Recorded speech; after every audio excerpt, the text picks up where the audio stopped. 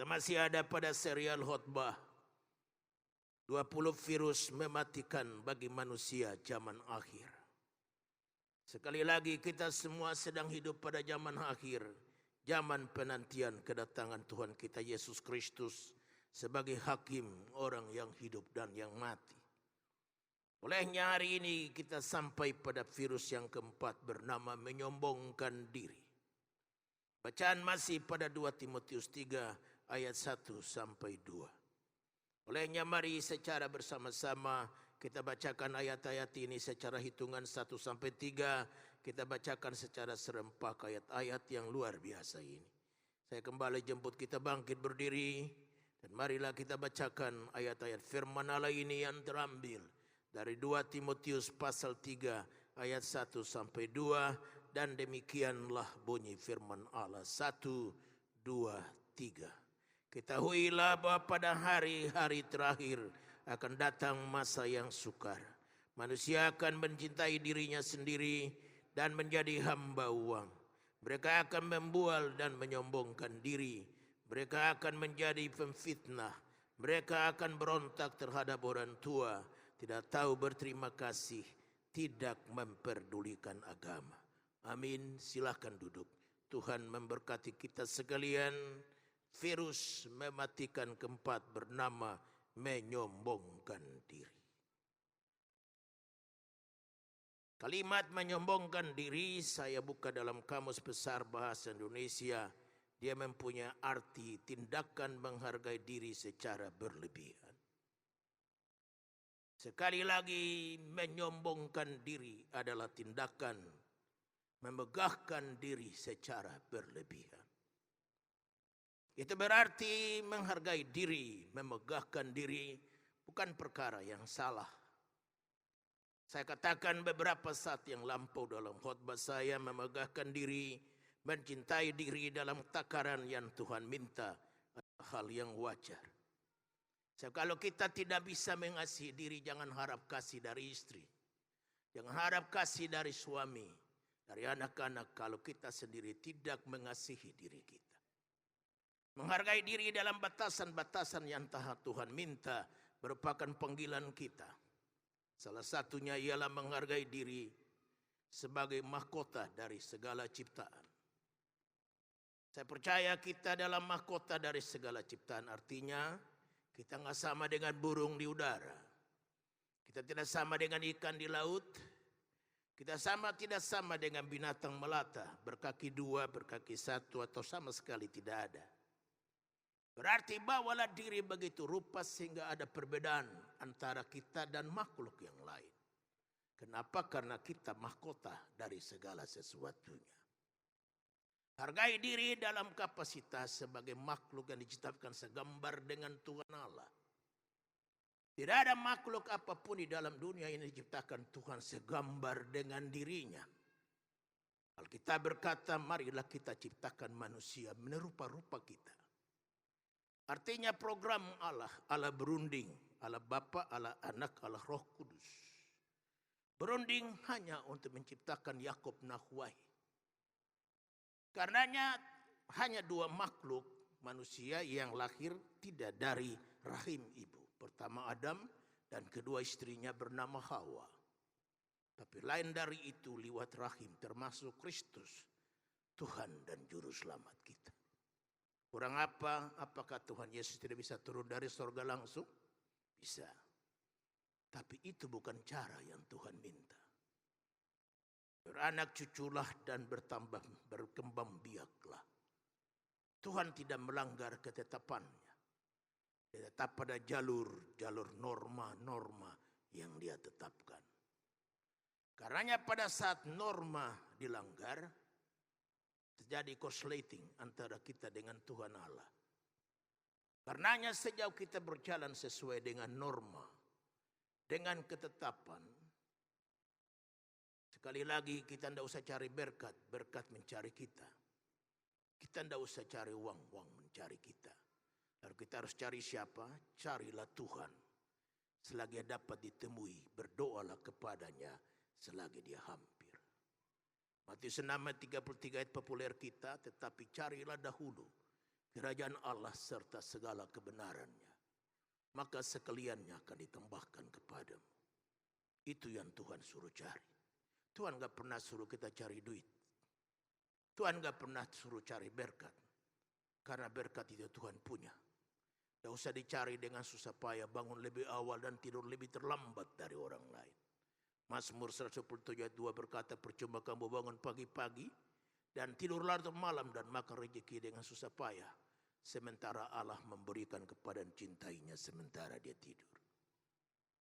Jelas bahwa Tuhan tidak menyuruh kita untuk susah payah mendapatkan berkat. Karena gampang-gampang saja Allah menghadirkan atas pangkuan orang-orang yang dicintainya. Oleh sebab itu menghargai diri dalam norma-norma ketetapan yang Tuhan minta harus kita kerjakan. Hargai diri sebagai orang pilihan. Karena kita orang pilihan, maka baju kita baju pilihan. Kata-kata yang keluar dari mulut, kata-kata pilihan. Makanan yang masuk ke mulut pun makanan pilihan. Tidak sembarang. Kalau kita sakit selalu ke dokter, dokter tanya, ada makan di luar beberapa saat belakangan ini? Ada Pak. Kenapa dia tanya makan di luar? Karena makanan di luar tidak dijamin. Rengan minyaknya adalah minyak anta yang sudah berkali-kali dipakai. Dan itu bahaya bagi kesehatan. Orang Cina berkata mulut adalah pintu dari segala macam penyakit. Jadi kalau kita tahu siapa kita, maka kita menjadi orang-orang pilihan. Bergaul pun teman pilihan. Mazmur 1 berkata jangan duduk pada kelompok pencemooh dan berdiri pada kelompok orang berdosa. Berarti disuruh pilih. Gak sembarang bergaul. Karena itu kita orang pilihan. Pada kapasitas semacam itulah kita menghargai diri. Tetapi secara berlebihan itu yang menjadi racun. Jadi racun pada menyombongkan diri adalah pada waktu kita menghargai diri secara berlebihan. Tapi dalam kewajaran adalah pantas. Kita juga harus membawa diri begitu rupa sehingga kita menjadi pribadi yang menarik. Bagi siapa saja. Kalau Anda menjadi pribadi yang menarik bagi siapa saja, Anda akan mendapat sahabat. Dan Anda banyak sahabat, itu bagus. Karena Anda akan ditopang dalam berbagai hal yang diperlukan. Pada waktu Anda perlukan hukum, ada pengacara yang Anda kenal. Pada waktu perlu sahabat bisnis, ada orang-orang hebat yang Anda kenal. Asal pribadi Anda pribadi yang menarik. Tapi kalau pegang tangan saja kayak orang acuh tak acuh. Senyum saja mahal. Mana mungkin orang bisa bergaul dengan pribadi seperti ini. Di Amerika diadakan sebuah penyelidikan.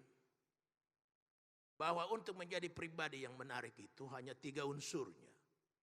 Yang pertama adalah penampilan. Dia makan kategorial 55%. Ya, dari baju Anda orang tahu siapa Anda. Karena hanya berpenampilan menarik. Karena Anda begitu berpenampilan menarik, justru situlah harga dirinya ada. Jangan sembarang berdandan. Anda tahu bagaimana ke kamar mandi, dandanannya apa. Harus tahu ke kebun, dandanannya apa. Harus tahu pergi ke gereja, dandanannya apa. Ke pesta, dandanannya apa. Pandai mengkombinasikan warna sesuai dengan kulit badan. Padukan warna. Ada orang-orang yang begitu menarik dalam menempatkan warna pada badannya. Jangan berpenampilan sembarang karena itu menentukan harga. Nilai jualnya saudara. Ada saya punya buku bernama Marketing Yourself. Pasarkan diri saudara.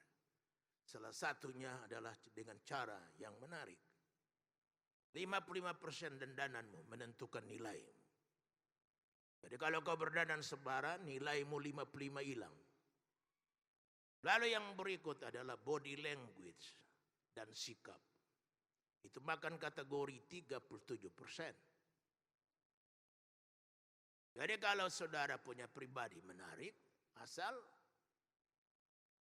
gerakanmu, cara pangku kaki, cara jalan, cara berdiri, semua dapat nilai. Kalau diri macam begini, apa?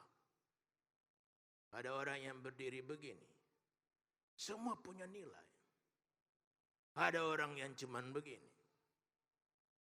Ada orang yang dikit-dikit tolak pinggang. Semua itu punya nilai. Bawa pribadi yang menarik. Sehingga orang suka sama saudara. Kalau orang suka dengan saudara, bisa pinjam uang di bank tanpa bora. Tapi kalau kau jadi pribadi yang ngaco, lihat mukanya saja orang kabur. Bawa pribadi yang menarik. Yang ketiga sisanya 8% adalah kata-kata yang keluar dari mulut.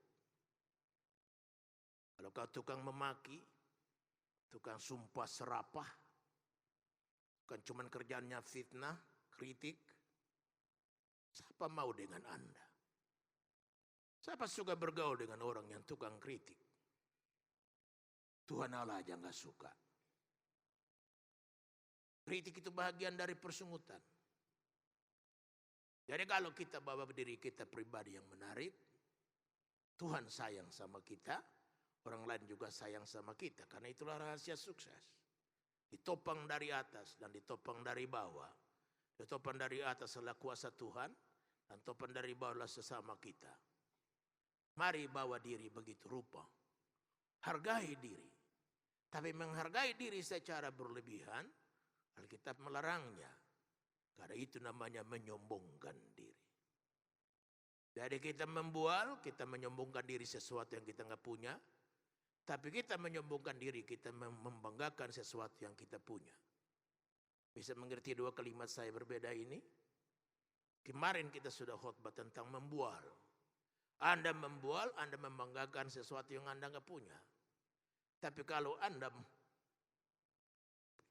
menyombongkan diri, Anda membanggakan sesuatu yang Anda punya. Karena itu saya tarik perhatian kita hanya untuk dua hal hari ini. Yang pertama, mengapa kita sombong. Dan kedua, kenapa kesombongan menjadi racun dan virus yang mematikan. Yang pertama, kita menyombongkan diri oleh karena sesuatu yang kita miliki. Kita ingin menyamakan diri dengan Tuhan Allah. Pada saat kita membawa diri kita seperti Tuhan Allah, disitulah masalah kita. Kita tidak boleh membawa diri sebagai Tuhan Allah, tapi membawa diri sebagai manusia, makhluk yang lemah. Makhluk yang bergantung hanya pada Tuhan. Tadi nyanyian berkata, peganglah tanganku Tuhan, aku tidak bisa hidup tanpa Engkau. Itu kesadaran yang sungguh. Setiap anak Tuhan, termasuk manusia siapa saja, dia mesti sadar tanpa Tuhan dia tidak bisa berbuat apa-apa. Tuhanlah sandaran, Tuhanlah fondasi, Tuhanlah topangan. Segala perkara hanya karena Tuhan. Alkitab dengan tegas berkata segala sesuatu dari Dia, oleh Dia, dan bagi Dialah segala hormat, puji, dan syukur. Oleh sebab itu kita tidak boleh membawa diri sama seperti Tuhan Allah. Ditinggikan seperti Tuhan Allah, diagungkan seperti Tuhan Allah, tidak boleh. Karena tempat yang tinggi itu hanya Tuhan punya tempat. Orang lain tidak boleh mendudukinya. Yesaya pasal 6 ayat 1 berkata begini. Yesaya pasal 6 ayat 1, dalam tahun matinya Raja Uzia, aku melihat Tuhan duduk di atas tahta yang tinggi. Garis bawahi tahta yang tinggi. Dan menjulang, dan ujung jubahnya memenuhi bait suci. Ayat pendukung yang lain masih pada Yesaya 57 ayatnya yang ke-15. Sebeginilah firman yang maha tinggi dan yang maha mulia, yang bersemayam untuk selamanya, dan yang maha kudus namanya. Aku bersemayam di tempat tinggi dan di tempat kudus, tetapi juga bersama-sama orang yang remuk dan rendah hati, untuk menghidupkan semangat orang-orang rendah hati dan untuk menghidupkan hati orang-orang yang remuk. Saudara lihat di sini bagaimana Tuhan hanya berhak menduduki sebuah tempat yang tinggi. Jika ada orang yang ingin mendudukinya, Allah babat habis. contoh malaikat. Mula pertama iblis itu malaikat, pemimpin pujian di surga. Pada waktu hatinya ingin menyamakan diri dengan Tuhan Allah, Allah babat habis. Diturunkan ke dunia dan menjadi setan iblis. Pernah dengar Raja Nebukadnezar? Dia membuat sebuah patung yang luar biasa. Tingginya luar biasa. Dari berbagai-bagai emas, dari berbagai-bagai benda emas, perak, tembaga, bahkan tanah liat dan kayu. Lalu dia begitu menyombongkan dirinya. Allah babat habis. Roh manusianya ditarik. Dan dia menjadi seekor binatang yang makan rumput. Suruh lihat bagaimana Allah babat habis orang-orang yang sengaja duduk pada tempat yang tinggi. Jangan duduki tempat yang tinggi. Relakan Allah mendudukinya. Tempat yang tinggi itu hanya berlayak diduduki oleh seorang yang bernama Yesus Kristus. Yang dikatakan itu sebabnya Allah sangat meninggikan dia dan mengaruniakan kepadanya nama di atas segala nama. Pada nama itu bertekuk semua lutut dan mengaku semua lidah bahwa Yesus Kristus adalah Tuhan. Dalam kitab Wahyu pasal 5 hanya gambaran tentang sorga. Satu waktu sorga akan dipenuhi oleh segala suku, bangsa, kaum, dan bahasa. Dan mereka bergabung dalam kor besar. Jelas judulnya. Apa judulnya? Layaklah kau yang duduk di atas tahta, menerima segala pujian, hormat, dan syukur. Dari selama-lamanya sampai selama-lamanya. Lalu Alkitab berkata, maka semua tua-tua menyembah. Berarti target Tuhan Allah tidak boleh meleset dan telah diganggu oleh tangan jahil siapapun. Program ini harus jelas dan tercapai. Kalau ada tangan yang jahil menjamah program ini, Allah babat habis. Kalau Allah yang babat, Allah yang melawan, siapa sanggup menghalangi tangan itu? Tidak ada. Sebabnya mari jangan duduk di tempat yang tinggi. Relakan anak Allah yang bernama Yesus Kristus menempati tempat ini bukan untuk sementara, bukan semasa pilkada, tapi dari selama-lamanya sampai selama-lamanya sampai selama-lamanya. Tidak ada pilkada di sorga. Tidak ada pergantian. Kristus diganti dengan Musa, diganti dengan Daud, diganti oleh para nabi. Kitab dengan tegas berkata adapun Yesus Kristus tidak berubah. Kemarin, hari ini, dan sampai selama-lamanya. Haleluya. Jadi, jangan ingin ditinggikan. Salah satu keinginan manusia yang sama dengan Tuhan Allah adalah ingin tahu segala sesuatu. Disinilah problema kita. Kita ingin tahu segala perkara. Kalau pikiran kita dan akal kita sudah mulai berjalan kiri kanan mentok, berserah. Jangan ingin tahu yang lebih daripada yang kita tidak boleh tahu. Alkitab berkata kemuliaan Allah merahasiakan sesuatu. Kemuliaan raja-raja adalah mencari dan mengejar sesuatu. Barat sudah di sini bahwa Tuhan Allah punya salah satu kemuliaan adalah Dia merahasiakan banyak hal yang belum terbuka sekarang. Nanti sampai di surga, surga itu tempat buka-bukaan. Semua terbuka di sana. Tidak ada yang tertutup. Karena itu tunggu masanya. Sekarang ini masa di mana Tuhan membiarkan kita untuk bersandar sepenuhnya kepadanya dan bukan yang lain. Itu sebabnya kalau kita ingin tahu banyak hal dan mentok kepala, berserah, jangan ngotot. Masalah kita adalah masalah kita suka ngotot. Dan ngotot kita itu dan membawa kita kepada banyak berbagai pencobaan. Itu sebabnya kita harus menerima pasrah kepada kehendak Tuhan. Itu sebabnya Alkitab berkata ucapkan syukur kepada Allah dalam segala hal. Karena itulah kehendak Allah bagimu dalam Kristus Yesus Tuhan. Sudah lihat bagaimana iblis datang dan mengerti ini. Karena manusia digoda dengan masalah ingin tahu. Sama seperti Allah tahu segala sesuatu. Kejadian pasal 3. Ayat 1-5 bercerita tentang bagaimana ular itu menggoda Hawa. Kalimatnya diputar balikan, bunyinya begini. Dari Kejadian 3 ayat 1-5. Iblis bertanya kepada Hawa, apakah Tuhan Allah berfirman bahwa buahan dalam taman ini tidak boleh kamu makan? Hawa bilang enggak begitu kalimatnya. Lalu yang bagaimana? Semua boleh makan. Hanya di tengah-tengah taman itu jangan dijamah, apalagi memakan daripadanya. Lihat bagaimana iblis memutarbalikkan fakta. Iblis tahu Tuhan Allah berfirman, buah-buahan dalam taman boleh kau makan sepuasnya. Istilah kerennya boleh nambah. Tapi di tengah-tengah taman itu jangan kau jamah, apalagi memakan daripadanya kau akan mati. Iblis putar balikan. Bukankah Allah berfirman bahwa segala buah-buahan dalam taman ini tidak boleh kamu makan? Bukan begitu kata Hawa. Bahwa kami boleh makan, cuma di tengah-tengah taman itu enggak boleh kami jamah, apalagi memakan daripadanya. Karena kami akan mati. Iblis sambut, kamu tidak akan mati.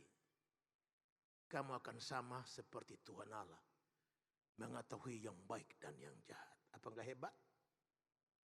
Wah, Hawa tergoda. Boleh juga nih tawaran nih. Sama seperti orang kaya aja udah hebat. Sama seperti raja udah hebat, apalagi sama seperti Tuhan Allah. Dan Alkitab berkata diambilnya buah itu, dimakannya. Dan dia tidak sama seperti Tuhan Allah. Malah kematian yang dihadapinya. Jadi kita menyombongkan diri karena kita ingin sama dengan Tuhan Allah. Tahu segala perkara, ingin ditinggikan pada posisi-posisi yang gak layak kita tempati. Karenanya dikatakan bahwa kalau kita menyombongkan diri adalah tindakan menghargai diri melebihi standar. Tapi pada standar yang wajar, gak apa-apa. Kita mesti jadi pribadi yang menarik. Tapi kalau di luar batasan, di luar kewajaran, nah ini yang Tuhan Allah marah. Itu sebabnya hari ini kita tidak boleh menempatkan posisi yang hanya Allah dapat menempatinya. Jadi kalau kita bertindak sebagai Tuhan Allah, ingin ditinggikan, dimuliakan, ingin tahu segala sesuatu, kembali kepada kalimat tadi, Tuhan babat habis. Yang kedua, kenapa kita menjadi sombong? Karena kita bertindak sebagai pemilik atas segala yang ada pada kita. Bukankah semua yang ada pada kita bukan punya kita? Amin untuk itu. Alkitab dengan tegas berkata, bahwa apa yang ada pada kita, baik harta dunia maupun hal rohani, pemberian Tuhan. Olehnya sebab itu, Salomo dalam kekayaannya berdoa sebuah doa yang saya pikir-pikir kita mesti mendoakannya setiap saat. Ini doanya. Mari kita baca bersama Amsal 30 ayat 7-9. Amsal 30 ayat 7-9. Dua hal aku memohon kepadamu. Jangan itu kau tolak sebelum aku mati. Yakni, jauhkanlah daripadaku kecurangan dan kebohongan. Jangan berikan kepadaku kemiskinan atau kekayaan. Biarkanlah aku menikmati makanan yang menjadi bagianku. Ayat 9. Supaya kalau aku kenyang, aku tidak menyangkalmu dan berkata siapa Tuhan itu. Atau kalau aku miskin, aku mencuri dan mencemarkan nama Allahku. Inilah dilema manusia. Dia miskin susah, dia kaya juga susah. Nah, saya tetap berada pada pendirian seperti Ayub. Tuhan yang memberi, Tuhan yang mengambil. Terpujilah namanya.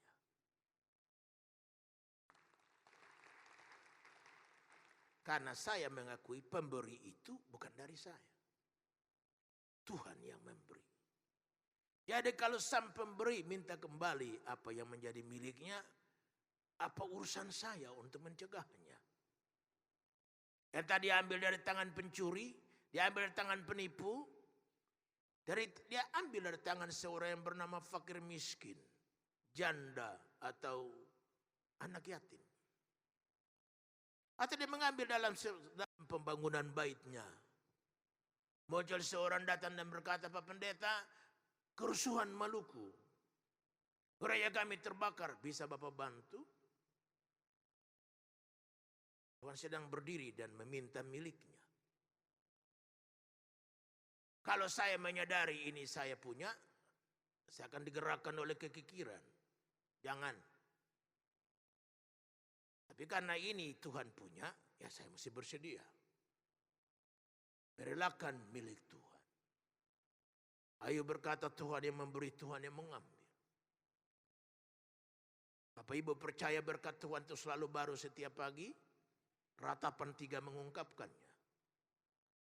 Tapi kalau Anda ingin menerima berkat baru, salah satu kabar buruk yang Anda harus kerjakan, Anda harus siap menguras berkat lama. Dengarkan saya ulangi kalimat saya ini. Mungkin jarang didengar kuping. Anda ingin mendapatkan berkat baru dari Tuhan, langkahnya Anda harus siap menguras berkat lama. Berkat lama dan berkat baru tidak bisa berpadu dalam kirbat yang satu. Dia tidak lagi bernama berkat baru. Dia bernama berkat setengah lama dan setengah baru. Siapkah kita menguras berkat lama? Kuras terus. Supaya alirannya mengalir. Kalau Anda tidak bersedia menguras berkat lama, jangan harapkan berkat baru. Tetap ada padamu berkat basi. Berkat yang kadaluarsa. Berkat yang afkir. Tidak lagi kepakai oleh manusia. Berilah maka kepadamu akan diberi. Lebih berkat memberi daripada menerima, demikian rumusan Tuhan. Barang siapa yang rela memenuhinya, berkat padanya tidak berkekurangan. Paceklik tidak mengganggu rezekinya. Resesi tidak mengganggu piring nasinya. Tetap makan sehari 3 kali. Dan tetap menyekolahkan anak-anak bahkan sampai ke luar negeri. Mengapa? Bagi Allah tidak ada perkara yang mustahil.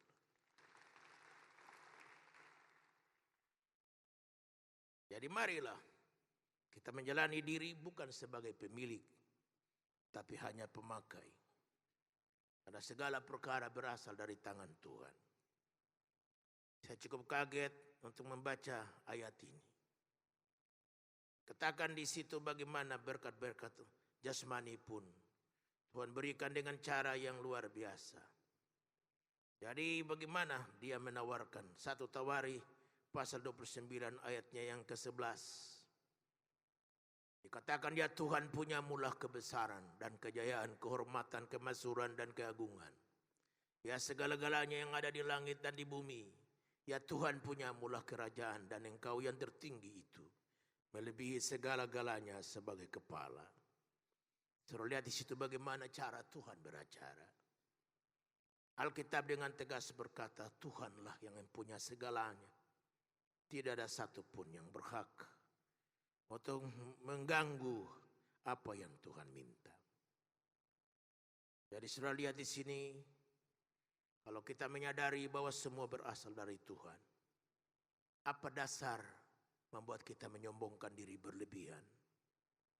Hal yang ketiga, kita menyombongkan diri secara berlebihan karena kita kurang menyadari anugerah Tuhan dalam hidup kita. Mazmur 75 ayat yang ke-7 berkata begini. Sebab bukan dari timur atau dari barat dan bukan dari padang gurun datangnya peninggian itu. Kalau peninggian, kemuliaan, kehormatan, ketenaran tidak berasal dari timur, dari barat, dari utara, dari selatan, atau dari padang gurun. Berasal dari tangan Tuhan. Allah minta sebuah pengakuan. Pengakuan bahwa segala perkara berasal daripadanya. Lebih dahsyat lagi kepada Timotius, Rasul Paulus berkata, satu pun tidak kami bawa ke dunia, dan satu pun tidak kita bawa ke surga. Ayat ini kita baca sama-sama untuk meyakinkan diri bahwa tidak ada satupun yang punya kita. Semua adalah milik Tuhan. 1 Timotius 6 ayat 7. Baca sama-sama 1, 2, 3. Sebab kita tidak membawa sesuatu apa ke dalam dunia. Dan kita pun tidak dapat membawa apa-apa keluar. Semua punya Tuhan. Marilah bawa diri sebagai bukan pemilik, tetapi pemakai. Lihat burung di udara. Mungkin burung di udara mengajar kita untuk prinsip ini. Burung cuman pemakai, dia bukan pemilik. Karena dikatakan dia tidak punya lumbung tempat simpanan makanan. Luar biasa. Jadi kalau burung di udara Tuhan pelihara, sulit apa dia memelihara kita sekalian, asal kita percaya dan berharap kepadanya. Hal yang kedua, mengapa kesombongan dapat menjadi racun yang membunuh kita? Saya punya 3 alasan. Yang pertama, karena kesombongan menempatkan kita pada posisi musuh Allah. Tanpa kita sadari, kesombongan telah menuntun manusia pada sikap keterpurukan di hadapan Tuhan Allah. Manusia lalu tadinya menjadi gambar Allah, kehilangan segala-galanya. Dia lalu menjadi makhluk yang najis, makhluk yang kotor. Karena kesombongan itu sebuah kekejian bagi Tuhan Allah. Jadi kalau kita menjadi keji, menjadi sesuatu yang haram bagi Allah, apalagi nilai kita. Nilai kita sebagai orang pilihan hilang. Sebagai makhluk yang diciptakan segambar dengan Tuhan Allah, hilang sama sekali. Kesombongan memporak-porandakan segala segi kehidupan manusia. Dan menempatkan dia sebagai sampah di hadapan Tuhan Allah. Kita lalu tidak bernilai apa-apa lagi. Kita berseru, Tuhan tidak dengar. Kita berteriak, telinga Tuhan tuli terhadap doa kita. Kita menjadi lumpuh manusia yang tak berdaya. Kesombongan membawa kita pada posisi yang luar biasa najis dan kotor. Itu sebabnya Amsal pasal 16 ayat yang kelima berkata begini. Setiap orang yang tinggi hati adalah kekejian bagi Tuhan. Garis bawahi kekejian. Sungguh ia tidak akan luput dari hukuman. Tuhan tidak meluputkan orang sombong dari hukuman. Hanya itu masalah waktu. Lambat atau cepat. Jadi hari ini tidak ada pasti minggu depan. Minggu depan tidak ada pasti bulan depan. Bulan depan tidak ada seterusnya. Hanya tunggu waktu. Adalah sebuah tindakan kurang bijaksana. Jika kita menyombongkan diri berlebih-lebihan dengan apa yang ada pada kita. Yang sesungguhnya pun bukan punya kita. Karena kesombongan dan menghargai diri berlebihan itu menempatkan kita pada posisi najis. Bahkan lebih parah lagi menjadi musuhnya Tuhan Allah. Itu digambarkan oleh suratan Yakobus pasal 4 ayat 6. Yakobus 4 ayat 6, tetapi kasih karunia yang dianugerahkannya kepada kita lebih besar daripada itu. Karena itu ia katakan Allah menentang orang yang congkak, tapi mengasihani orang yang rendah hati. Lihat di sini bagaimana Allah mengasihani orang yang rendah hati. Tapi orang yang sombong dibabat habis, ditumpasnya. Alasan yang kedua mengapa dia berubah menjadi racun. Karena kesombongan kita bawa kita pada kehancuran. Dari permulaan dari kehancuran kita adalah kesombongan itu sendiri. Saya percaya tidak ada seorang pun yang ingin hancur. Baik kesehatannya, rumah tangganya, karirnya, masa depannya, semuanya hancur. Tidak ada seorang. Termasuk saya. Kita dambakan sesuatu yang luar biasa. Perubahan total, posisi ekor menjadi kepala, turun menjadi naik. Bukan hancur. Tapi kesombongan menghancurkan sendi-sendi hubungan kita dengan Tuhan Allah. Betapa dia menjadi racun yang mematikan. Saudara ingin melihat mujizat? Tahun ini tahun mujizat bagi kita. Mujizat masih ada. Sederhana saja. Matikan virus ini, berjalan dengan kerendahan hati. Dan akan melihat mujizat yang satu kepada mujizat yang lain. Pertolongan Tuhan yang satu kepada pertolongan Tuhan yang lain. Anugerah yang satu kepada anugerah yang lain. Dan Anda akan terkesima berjalan mengiring Tuhan itu. Berjalan mengiring Tuhan itu suatu pengalaman yang enak. Pengalaman yang menyenangkan. Makanya saya pikir-pikir mungkin kekristenan dia berbeda dengan agama yang lain. Karena mungkin agama yang lain tumpukan pengajaran, tumpukan dogma. Sedang kekristenan lain, dia bukan sekedar tumpukan pengajaran, tetapi dia pengalaman dengan Tuhan. Kekristenan itu pengalaman pribadi dengan Yesus Kristus yang menjamah hati. Jadi kalau kita punya pengalaman dengan Tuhan, pengalaman inilah yang membuat seseorang setia sampai akhir. Itu sebabnya mengapa kerohanian seseorang dimulai dengan kelahiran kembali. Setelah katakan Tuhan mengatakan kepada Nikodemus, jika kau tidak dilahirkan kembali, kamu tidak akan melihat kerajaan Allah. Jadi, tanpa pembaharuan dari dalam, kekristenan tidak berarti banyak bagi kita. Dia tidak beda dengan agama-agama yang lain. Tapi kekristenan adalah pengalaman pribadi dengan seorang yang merupakan Yesus, yang bernama Tuhan Yesus Kristus. Sumber dari kekristenan itu sendiri. Amsal 18 ayat 12 berkata begini. Tinggi hati mendahului kehancuran, tapi kerendahan hati mendahului kehormatan. Lihat di sini, tinggi hati mendahului kehancuran. Jadi kalau kita ingin hancur-hancuran, berjalanlah dalam tinggi hati. Tapi jika saudara mau ingin melihat kehancuran, tidak ada perubahan. Allah mengadakan semacam pembaharuan diri dari dalam dan dari luar bagi kita. Berjalanlah dalam kerendahan hati. Karena disitulah Tuhan beracara dengan kita. Yang terakhir, alasan yang ketiga, mengapa kesombongan berubah menjadi virus yang mematikan. Karena kesombongan menutup mata kita untuk melihat tujuan dari hidup. Hidup ini punya tujuan. The goal of life. Jadi saya lihat di sini dalam Lukas pasal 12. Tuhan Yesus berbicara tentang seorang kaya punya harta banyak. Tanahnya menghasilkan hasil yang luar biasa.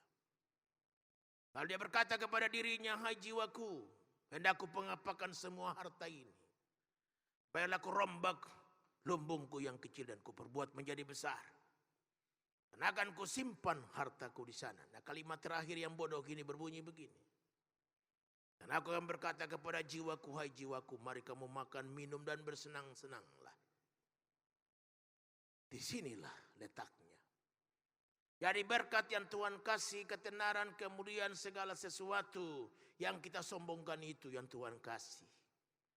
Tujuannya bukan sekedar untuk membuat kita senang semata. Memang semua perlu untuk menyenangkan kita.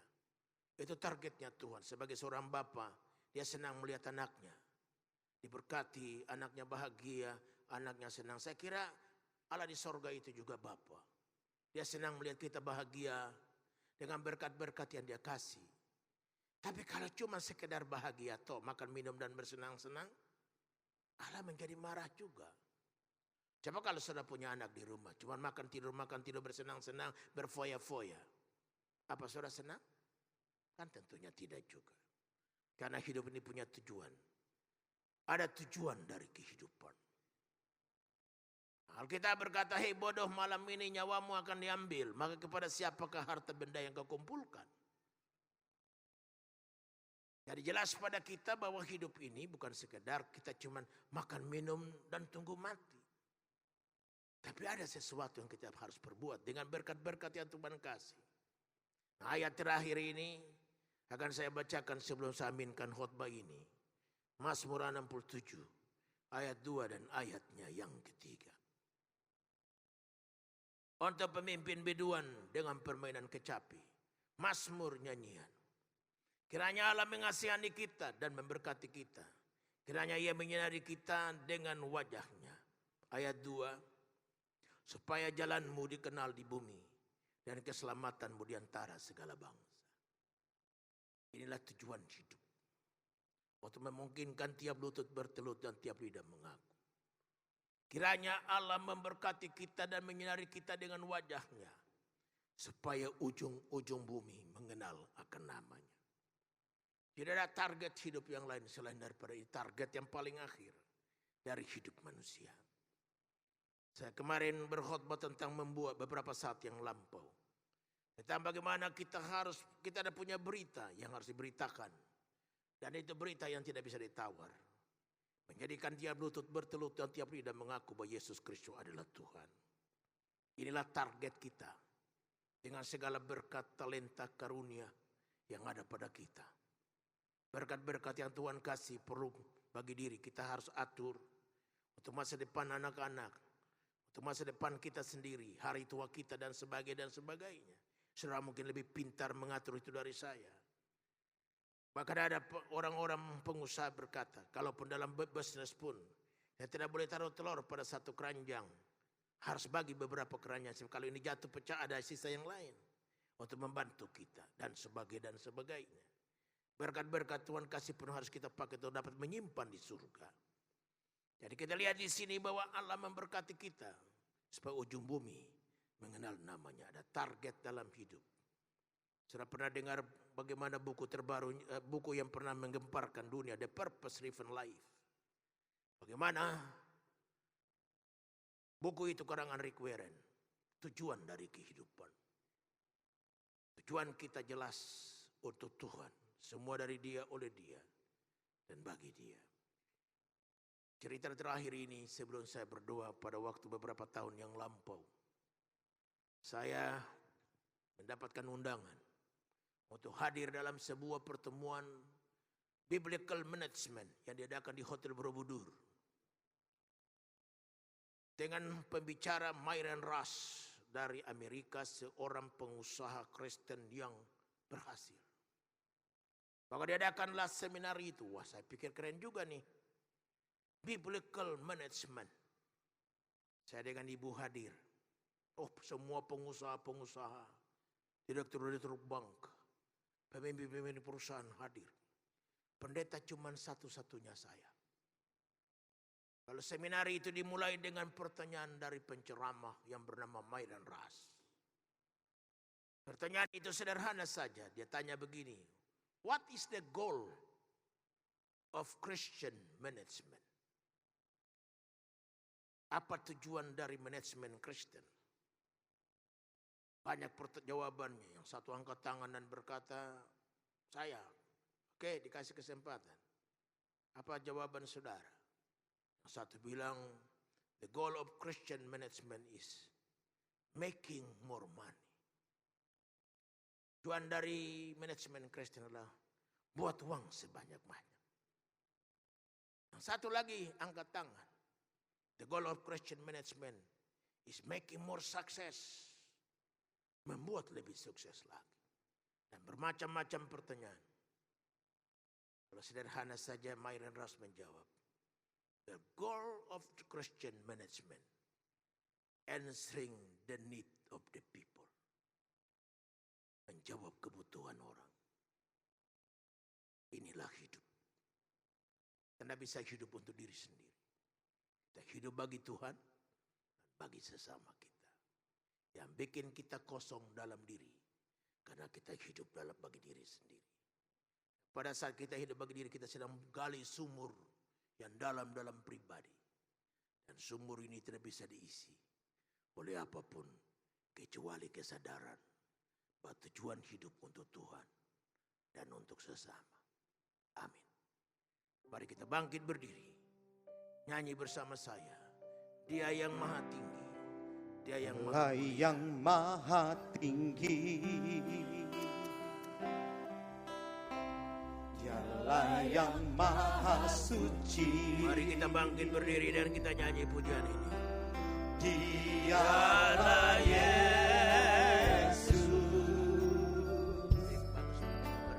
Raja damai.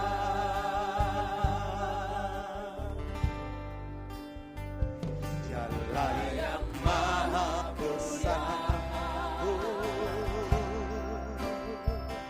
Dialah yang maha besar. Dialah Yesus.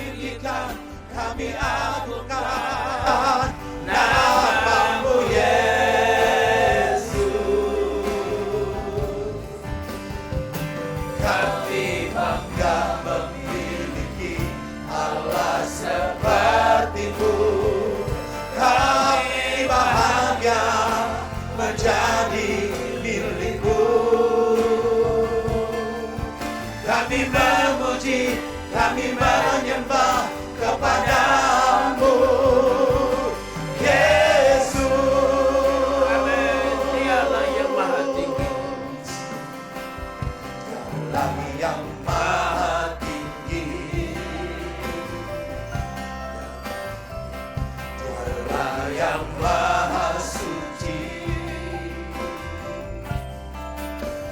Dialah Yesus, Raja Damai.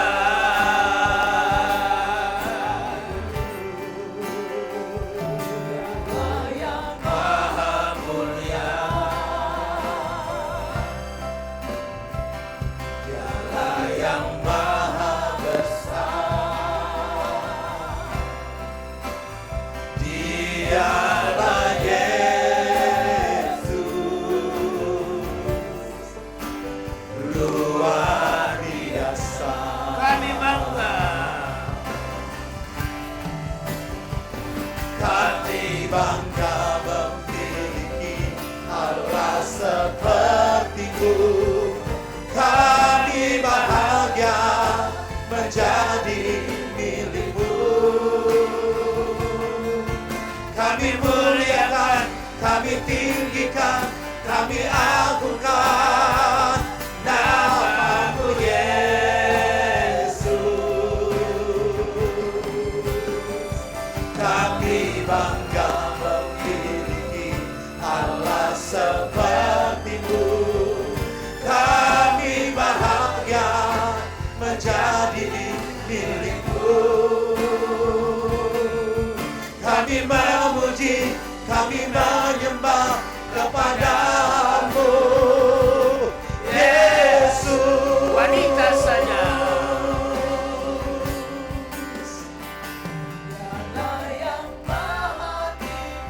Hanya wanita. Amin. Amin.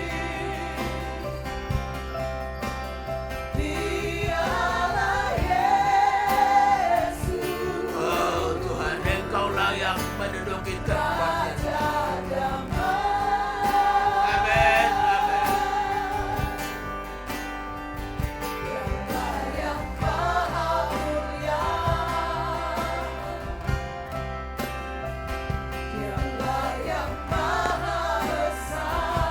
Haleluya.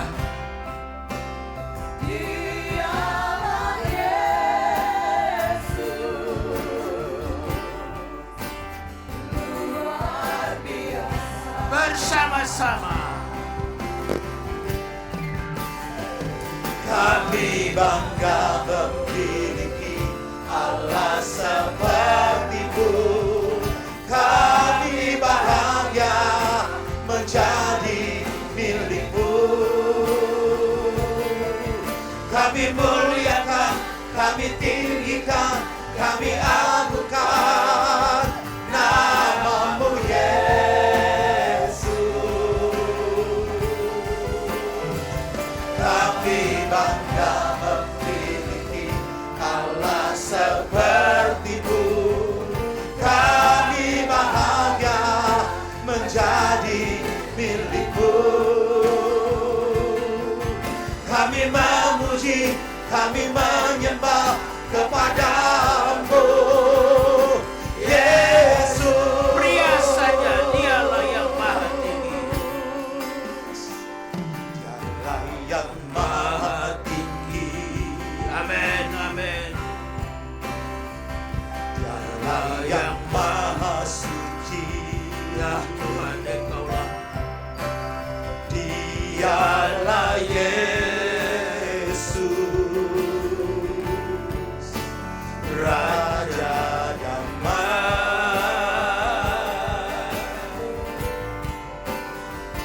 Dialah yang maha mulia. Dialah yang maha besar. Amin. Amin. Dialah Yesus, luar biasa. Bersama-sama Kami bangga memiliki Allah seperti-Mu. Kami bahagia menjadi milik-Mu. Kami muliakan, kami tinggikan, kami agungkan namamu Yesus. Kami bangga memiliki Allah seperti-Mu.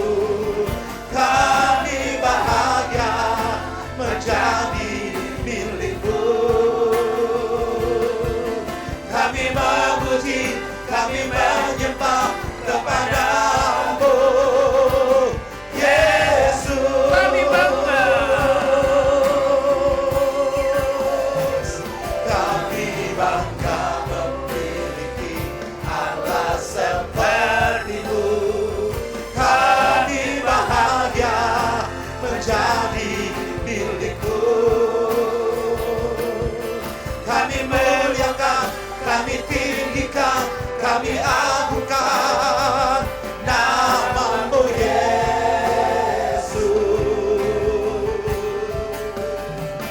Kami bangga memiliki Allah seperti-Mu. Kami bahagia menjadi milik-Mu. Kami memuji, kami menyembah kepada-Mu, Yesus. Kami bangga. Kami bangga memiliki Allah seperti-Mu. Kami bahagia menjadi milik-Mu. Kami muliakan, kami tinggikan, kami agungkan namamu Yesus. Kami bangga memiliki Allah seperti-Mu. Kami bahagia menjadi milik-Mu. Kami memuji, kami menyembah kepada-Mu, Yesus. Kami bangga. Kami bangga memiliki Allah seperti-Mu. Kami bahagia menjadi milik-Mu. Kami muliakan, kami tinggikan, kami agungkan namamu Yesus. Kami bangga memiliki Allah seperti-Mu. Kami bahagia menjadi milik-Mu. Kami memuji, kami menyembah kepada-Mu, Yesus. Sekali lagi kami bangga.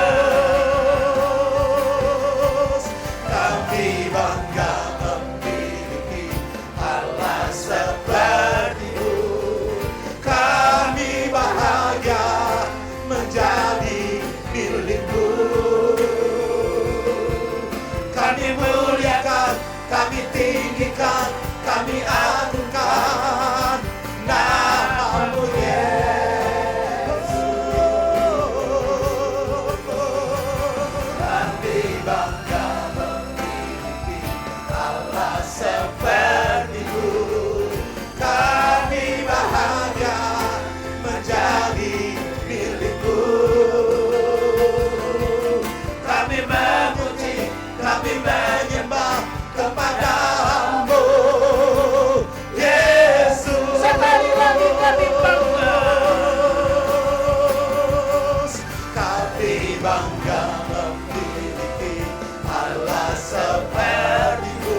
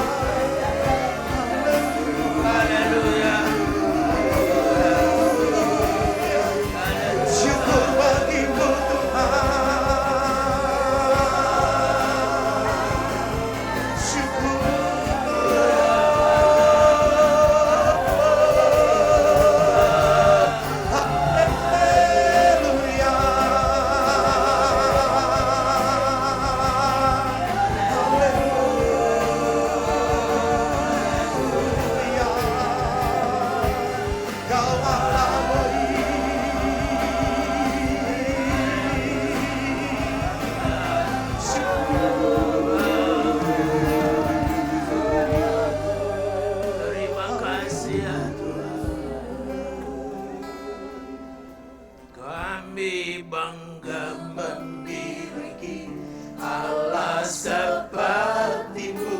Mari kita angkat tangan kita Kami dua-dua. bahagia Kita akan berdoa. menjadi milikmu.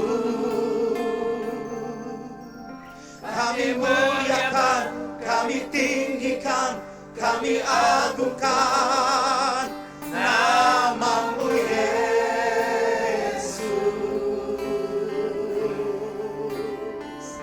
Kami bangga memiliki Allah sepertimu. Kami bahagia menjadi milikmu.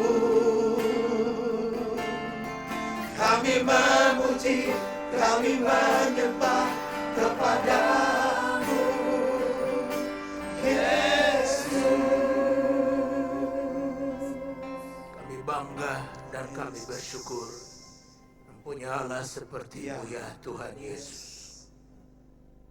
Kami ada sebagaimana kami ada hanya karena topangan rahmat dan anugerah-Mu. Kami bersyukur untuk segala berkat-berkat jasmani maupun rohani yang Allah berikan bagi kami yang tak terbilang banyaknya. Bantu kami untuk menyadari bahwa semua hanya karena anugerah. Tidak ada sesuatu yang kami banggakan lebih daripada standar yang Tuhan minta. Olehnya ampuni kami ya Tuhan, kalau selama ini kami sombong. Kami membanggakan hal-hal yang kami tidak miliki. Kami juga membual dan kami juga membanggakan hal-hal yang sebenarnya bukan punya kami, hanya pinjaman dan titipan Tuhan. Supaya kami tidak berjalan dalam kesombongan, tapi kerendahan hati. Karena Allah melawan orang sombong dan memberikan anugerah kepada orang yang rendah hati. Terima kasih buat firman-Mu ya Tuhan. Teraikan di hati kami, kalungkan pada loh hati kami. Dan biarlah itu menjadi pelita pada kaki dan terang pada jalan ke depan. Dalam hari-hari akhir yang kami jalani, menjelang kedatangan-Mu kembali ya Tuhan. Terima kasih Tuhan Yesus buat firman-Mu. Di dalam nama-Mu yang ajaib dan penuh kuasa, hamba berdoa dan bersyukur. Silakan turunkan tangan saudara. Adakah di antara kita mempunyai beban dan pergumulan? Bawakan kepada Tuhan, jangan menyerah. Percaya, tetap tekun mencari Tuhan. Selalu ada jalan. Tidak pernah tidak ada jalan di dalam Tuhan. Bawalah pergumulanmu, penuhi firman, mintalah maka kepadamu akan diberi. Nyanyi tak terbatas kuasa-Mu Tuhan. Apapun dapat kau lakukan. Tak terbatas kuasa-Mu Tuhan, semua dapat kau lakukan. Apa yang kelihatan mustahil bagiku, itu sangat mungkin bagimu. tak terbatas. Tak terbatas kuasa-Mu Tuhan.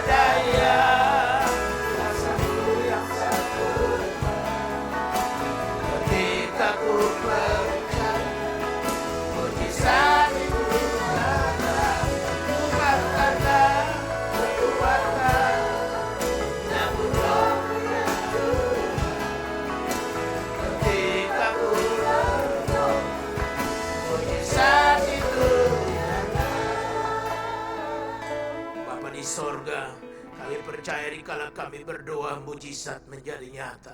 Karena memang firman-Mu berkata, mintalah, maka kepadamu akan diberi. Firman-Mu berkata, jangan khawatir barang apapun, nyatakanlah keinginanmu kepada Allah dalam doa, permohonan, dan ucapan syukur. Firman-Mu berkata, marilah kepada kamu yang berlelah dan bertanggungan berat, aku ini akan memberikan kelegaan kepadamu. Jaminan-Mu terlalu pasti untuk menolong, untuk menjawab, untuk mendengar doa. Olehnya kami datang dengan tangan yang terangkat. Dengarkanlah kami ya Tuhan. Segala pergumulan bisnis, usaha, perbuatan tangan kami, pintu-pintu yang terkunci. Ya Tuhan, rezeki yang belum nampak, bukakan jalan bagi kami. Sempurnakanlah sukacita kami Tuhan, lewat doa yang Engkau jawab dan dengar. Dengan iman di dalam nama Yesus Kristus, kami terima jawaban Tuhan bagi adik-adik muda dengan pergumulannya. Bagi mereka yang mempunyai masa depan, yang mengharapkan Tuhan jodoh. Bagi mereka telah mendapatkan nyaman berkaruniakan keturunan. Dan berbagai pergumulan hidup lainnya, baik pribadi maupun rumah tangga. Jawablah kami Tuhan. Dan dengan iman dalam nama Yesus Kristus, kami terima jawaban Tuhan bagi doa dan permohonan kami. Silakan turunkan tangan saudara. Percaya Tuhan tidak berdusta. Adakah lagi di antara kita yang sakit atau meminta pemulihan kesehatan saudara? Letakkan tangan kananmu pada bagian tubuhmu yang sakit. Angkat tangan kirimu tinggi memuji Tuhan. Dan mari kita satu dalam doa kesembuhan. Bapa dalam surga, kami bersyukur buat korban yang sempurna yang dikerjakan Tuhan kami, Yesus Kristus di kayu salib. Darah yang Dia tumpahkan, luka-luka bilur yang Dia deritakan, mempunyai kuasa untuk menyembuhkan sakit penyakit kami. Dan berdiri atas dengan iman atas jaminan firman-Mu. Dalam nama Yesus Kristus, segala penyakit dan kelemahan tubuh kami ikat, kami usir, kami tolak keluar. Penyakit yang Kau tinggalkan umat Allah pada hari ini, karena tubuh, jiwa, dan roh kami milik Yesus Kristus, dibeli dengan harga yang mahal dan tunai, dengan darah anak domba Allah yang tertumpah di atas kayu salib di Golgota. Dan oleh kuasa bilur Yesus Kristus, segala penyakit telah lenyapkan, dan kami yang percaya sudah dijamah dan disembuhkan Tuhan. Berikan tepuk tangan yang meriah bagi anak domba Allah.